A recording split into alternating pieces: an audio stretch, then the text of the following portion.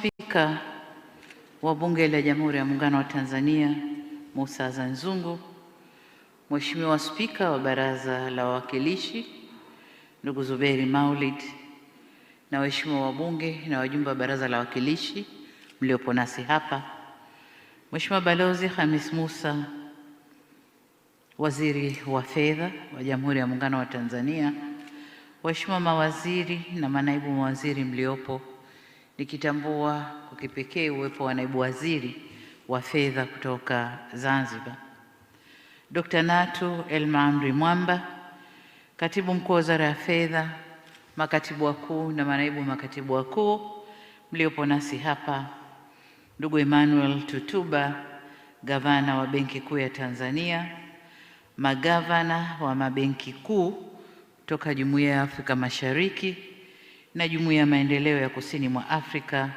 mliopo nasi hapa, manaibu gavana wote wa sasa na wastaafu, magavana na manaibu gavana wote wa sasa na wastaafu wa Benki Kuu ya Tanzania, Mheshimiwa Mwenyekiti wa Chama cha Mapinduzi Mkoa wa Dar es Salaam kaka yetu Abbas Mtemvu, Mheshimiwa Mkuu wa Mkoa wa Dar es Salaam Albert Chalamila, Mheshimiwa Albert Chalamila, Mwanasheria Mkuu wa Serikali Bwana Hamza Johari, waheshimiwa mabalozi na wakuu wa taasisi za kimataifa mliopo nasi, wajumbe wa bodi ya wakurugenzi ya Benki Kuu ya Tanzania wa zamani na mliopo sasa, wakuu na wawakilishi wa taasisi za mashirika ya serikali mliopo pamoja nasi, ndugu Theobald Sabi, mwenyekiti wa Chama cha Mabenki Tanzania na mkurugenzi mtendaji wa Benki ya Taifa ya Biashara, pamoja na watendaji wakuu wa mabenki yetu Tanzania, ndugu Hisham Hendi, mwenyekiti wa Chama cha Watoa Huduma za Simu Tanzania, washiriki wote wa maendeleo mliopo nasi, wakuu na wawakilishi wa taasisi za kifedha mliopo, uongozi wa wafanyabiashara wa Benki Kuu ya Tanzania, uongozi na wafanyakazi wa Benki Kuu ya Tanzania, ndugu wanahabari, ndugu wageni waalikwa wenzangu, mabibi na mabwana, Jamhuri ya Muungano wa Tanzania, kazi na utu. Waheshimiwa, awali ya yote nami niungane na walionitangulia kumshukuru Mwenyezi Mungu, viongozi wa dini na wote walionitangulia kusema kwa kukutanisha hapa leo katika tukio hili muhimu la maadhimisho ya miaka 60 ya Benki Kuu ya Tanzania. Aidha, nitumie fursa hii kuupongeza Waziri wa Fedha, gavana wa Benki Kuu ya Tanzania pamoja na magavana na manaibu gavana wote waliotangulia kwa kuweka misingi imara ya weledi na uadilifu inayoendelea kuwa mwongozo wa utendaji kwa taasisi yetu hii muhimu nchini kwetu. Kipekee niwapongeze pia bodi, management na watumishi wote wa Benki Kuu ya Tanzania wa zamani na wa sasa kwa mchango wao katika safari hii tunayoiadhimisha leo. Kama walivyofanya wenzangu, tunawakumbuka magavana, manaibu na watumishi wote waliowahi kutumikia benki hii ambao sasa wametangulia mbele ya haki. Mwenyezi Mungu awapumzishe kwa amani. Tupongeze pia taasisi zote muhimu za ndani na nje ya nchi ambazo ni washirika muhimu wa benki hii. Na kwa wageni wetu wote mliotoka nje ya Tanzania kutunga mkono katika maadhimisho haya, tunasema karibuni sana Tanzania. Ndugu viongozi na waalikwa wenzangu, tunapoadhimisha miaka 60 ya Benki Kuu ya Tanzania, hatuadhimishi tu umri wa taasisi, bali tunaadhimisha miongo 6 ya kazi kubwa iliyofanywa na taasisi hii ya kusimamia sekta ya fedha na uchumi wa nchi yetu kwa ujumla, lakini vile vile kuimarisha akiba yetu na kulinda akiba yetu ya fedha na thamani ya fedha yetu. Hivyo miaka hii haipaswi kuhesabiwa kwa kalenda peke yake, bali inapaswa kupimwa kwa tathmini ya kina kuhusu utekelezaji wa majukumu ya msingi ya taasisi hii. Kabla kuingia kwenye ukumbi, nilipita kuangalia maonyesho pale nje na nimeona historia yote na kazi zinazofanywa na idara mbalimbali za benki hii, kazi ambazo kwa miaka 60 zimeweza kutufikisha hapa tulipo kwa weledi na ufanisi mkubwa. Niungane na walionitangulia kutoa heshima kwa waanzilishi wa Benki Kuu, magavana, wajumbe wa bodi, viongozi na wafanyakazi wote waliotumikia katika vipindi mbalimbali. Tunatambua mchango wa kila kizazi kilichopokea kijiti hiki kutoka kwa wenzao kwa nyakati tofauti, kuzikabili changamoto za wakati husika waliofanyia kazi na kuikabidhi taasisi kwa kizazi kilichofuata ikiwa imara zaidi. Tunashukuru sana na tuwapongeze sana.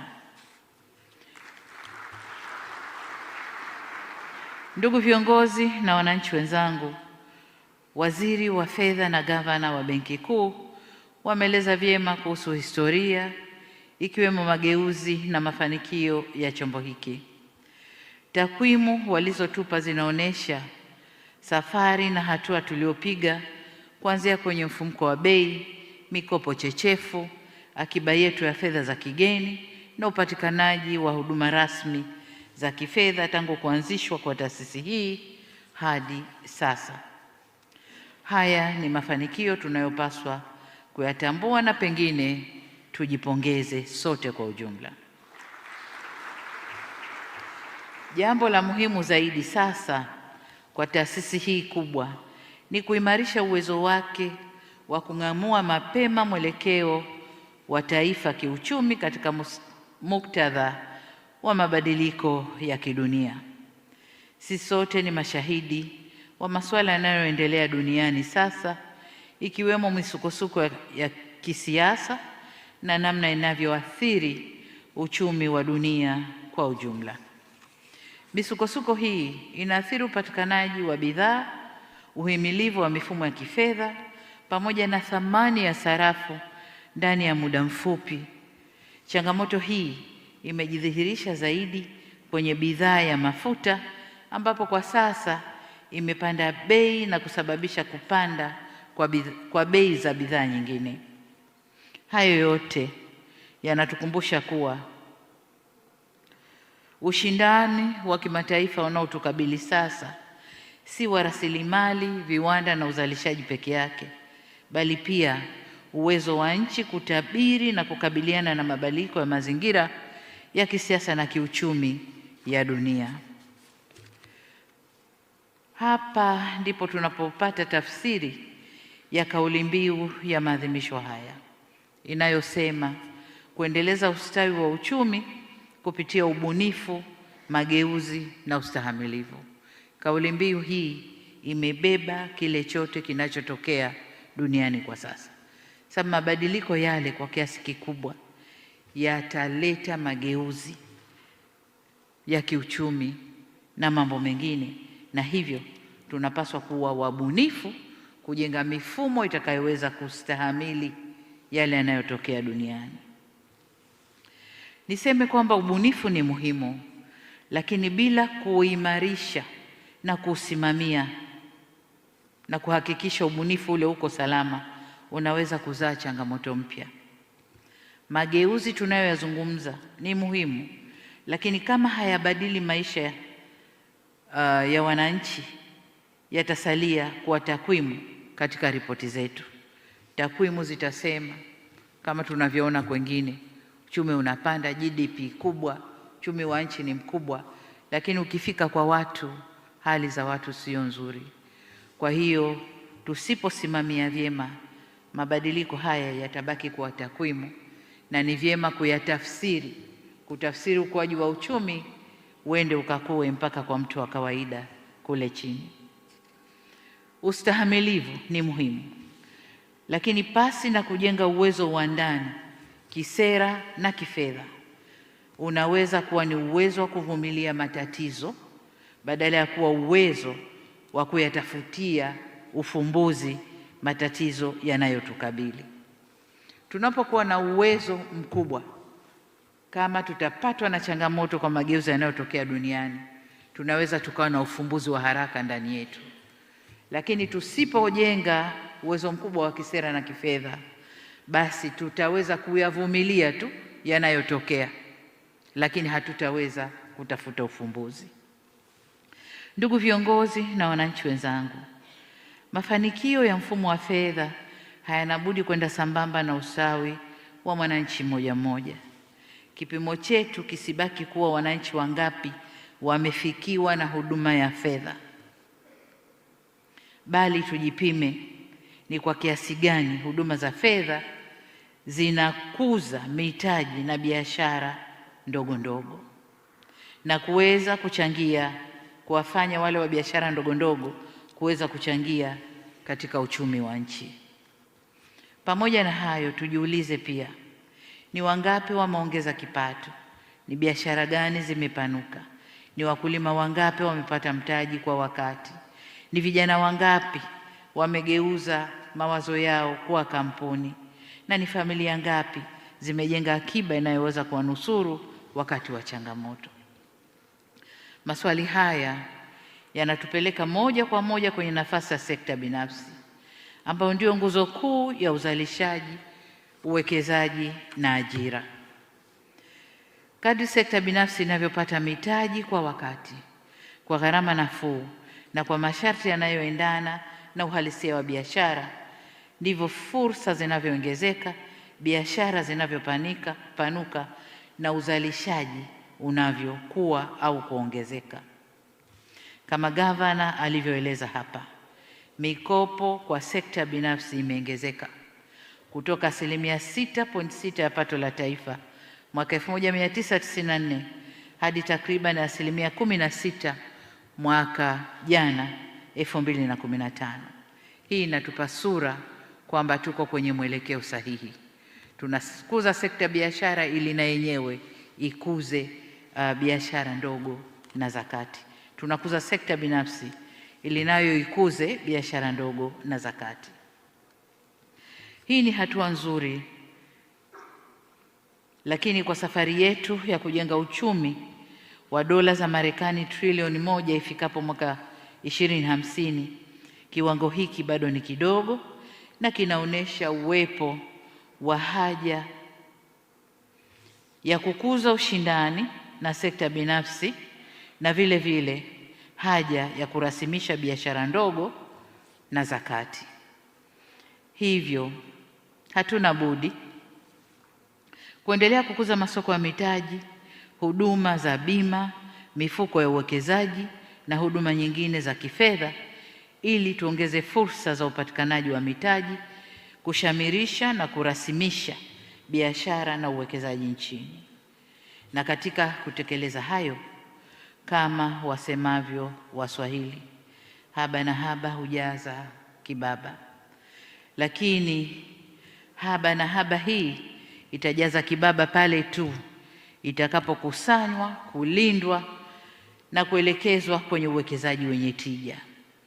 Na akiba hiyo inapogeuzwa kwa mitaji na mikopo, ni lazima iwafikie wananchi kwa gharama wanayoweza kuimudu.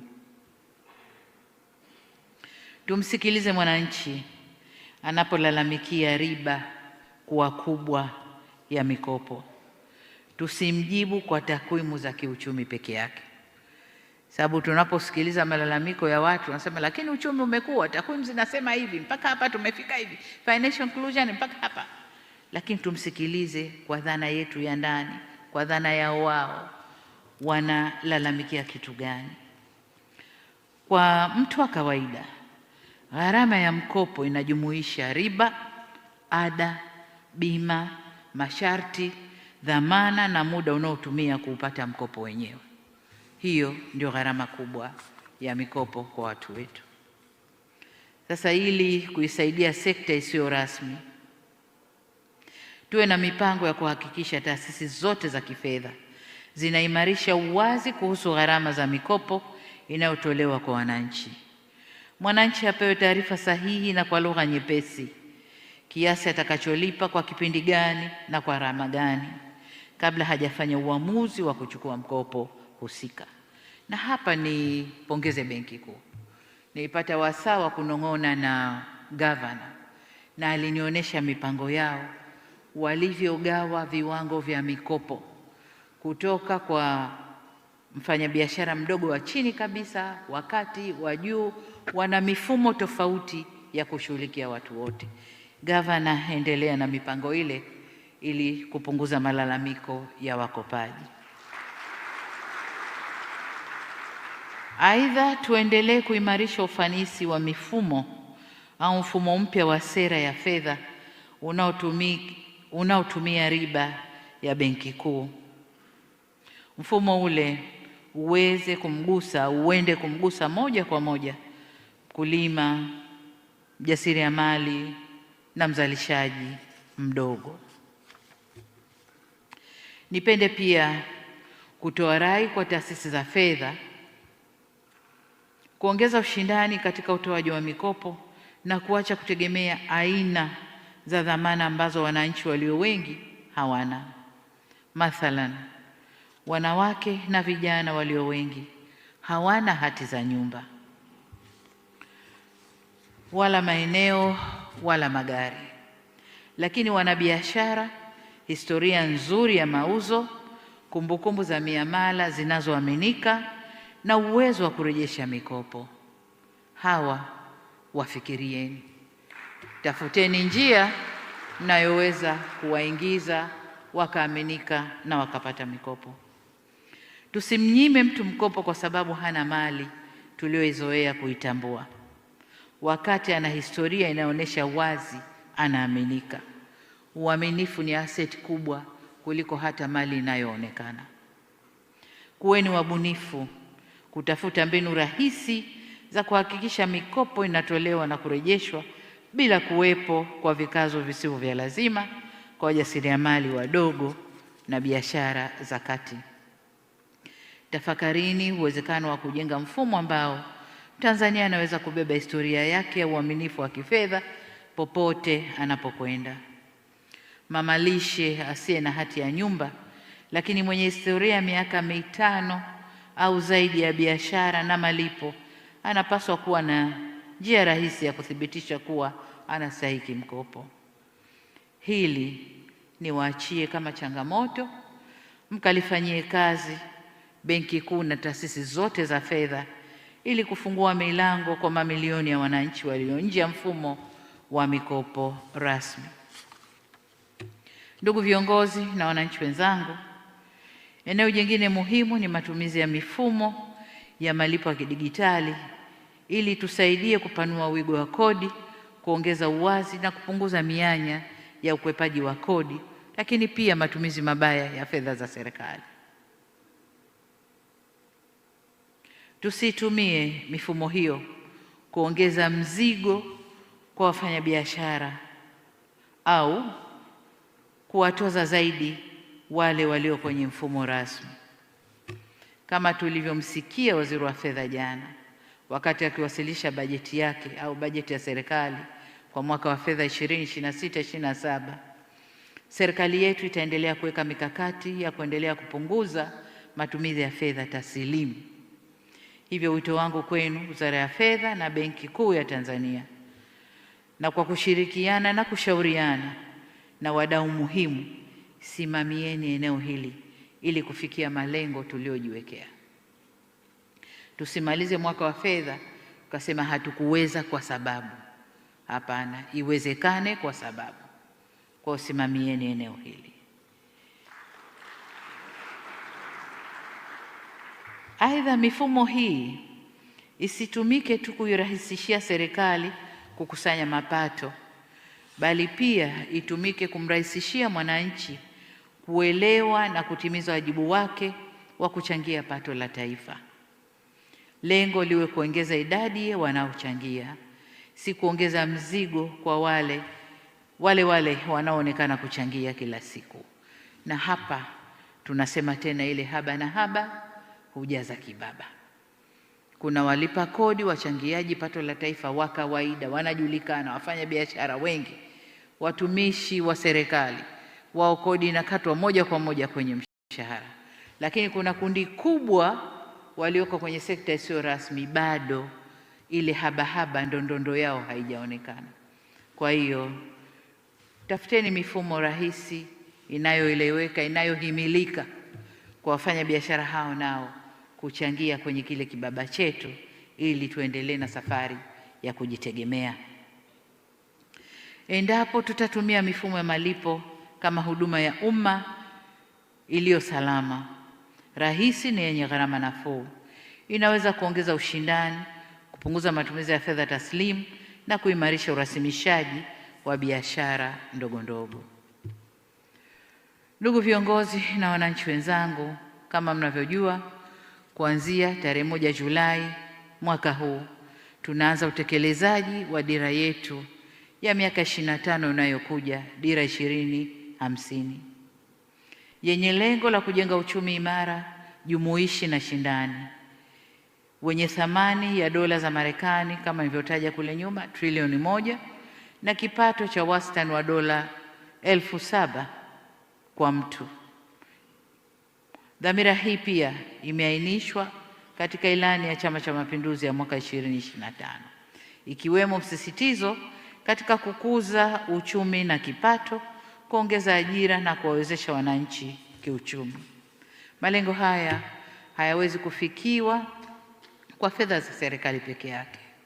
Yanahitaji mfumo wa fedha unaokusanya akiba, unaoelekeza mitaji kwenye uzalishaji na kuwekeza ukuaji wa sekta binafsi. Hivyo ni wajibu wa Benki Kuu ya Tanzania kuhakikisha kuwa tunakuwa na taasisi imara za fedha zenye kujenga biashara zenye mitaji ya kutosha. Tuwe na akiba ya kutosha ya fedha za kigeni itakayotuwezesha kufanya biashara nje ya mipaka ya Tanzania. Katika hatua nyingine, niipongeze Benki Kuu kwa mpango wa ununuzi wa dhahabu ya ndani. Hadi kufikia mwezi Mei mwaka huu, kama ilivyosema mwenyewe gavana, akiba yetu, rasilimali yetu ya dhahabu tuliyoikusanya ni tani 27.5 yenye thamani ya shilingi trilioni 10 za Kitanzania. Hapa tulipofika si haba. Kuanzia zero, na ndani ya miezi mingapi? Mwaka 1.5 tuna tani 27,000, na huenda tukawapita wale walioanza kabla ya sisi ndani ya bara letu la Afrika. Huu ni mfano mzuri wa kutumia rasilimali za ndani kuimarisha uthabiti wa kifedha wa taifa letu. Benki Kuu, hongereni sana. Katika karne hii, Benki Kuu hazilindi fedha pekee, zinalinda mifumo, taarifa na uwezo wa kubashiri na kudhibiti vihatarishi na uwezo wa kubaini mapema mfumuko wa bei kabla haujafika sokoni, na uwezo wa kutambua udanganyifu wa kifedha kabla haujaathiri maelfu ya wananchi. Nataka nirudie kipande hiki kwamba katika karne hii Benki Kuu hazilindi fedha pekee kama tulivyozoea, zinalinda taarifa na uwezo wa kubashiri na kudhibiti vihatarishi vya uchumi wa nchi, lakini pia uwezo wa kubaini mapema mfumuko wa bei kabla haujafika sokoni, na inakuwa na uwezo wa kutambua udanganyifu wa fedha kabla haujaathiri maelfu ya wananchi. Na nimeona pale kwenye maonyesho wanaimarisha uwezo huo. Ndugu viongozi na watumishi, napoelekea kuhitimisha, nipende kueleza matamanio yangu tunapoianza miaka 60 mingine ya Benki Kuu ya Tanzania. Nayo ni uwezo wa taasisi hii kuwa zaidi ya msimamizi wa mfumo wa fedha nchini na kuwa jicho la taifa linaloona hatari na fursa kabla wengine hawajaziona. Aidha, nirejee pongezi zangu kwa Benki Kuu ya Tanzania kwa kutimiza miaka 60 iliyojenga mamlaka yetu ya kifedha. Miaka 60 ijayo ijenge uwezo wetu wa kutumia fedha na rasilimali tulizonazo huleta ustawi unaomfikia kila Mtanzania. Kipekee niwashukuru kwa tunzo mlionipa. Ninaipokea tuzo hii kwa unyenyekevu mkubwa kwa niaba ya Watanzania wote waliotunukiwa, wanaolitumikia taifa hili kwa bidii, uadilifu na uzalendo. Na baada ya kusema hayo, sasa nitamke rasmi kuwa maadhimisho ya miaka 60 ya Benki Kuu ya Tanzania sasa yamezinduliwa rasmi. Makofi mengi. Naomba kwa heshima na taadhima tusimame.